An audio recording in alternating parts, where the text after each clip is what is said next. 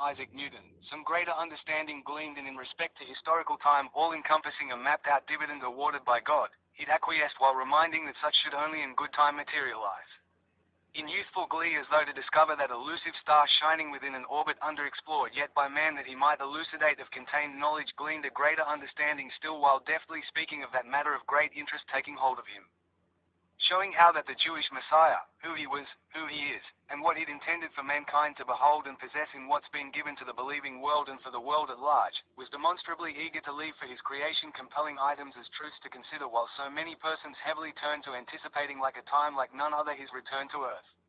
Spending agonizing hours and at least half of his late evenings reading through the biblical and extra-biblical teachings with his driving compulsion, Joel increased where he persisted. The suggestion clear and emphatic in reference to such activity by a well-meaning one who'd advised that such a compulsion would serve you the better if, upon taking a break from the books, you'd place as much fanaticism in the violin and thereby be reminded in time how that great men can still be greater whereas common men have the right to remain common. Also that especially privileged and gifted persons uncommon ought to feel less inclined to clip their wings against the razor-sharp edge that is minding two compulsions unto a convocation instead of one. And unto gross mishandling of fruitful years in trade for what?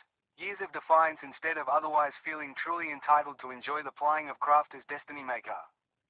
Tikkun Hatso, my boy. Part and parcel of ETZ Hayam.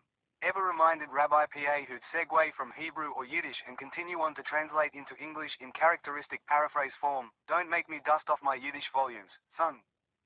In seriousness let us remain circumspect then intending to what chooses us. Our portion of the universe to sharpen and beautify for the sake of the universe collective our gainful corner of the field and tree of life that others might feed upon such and learn to plant.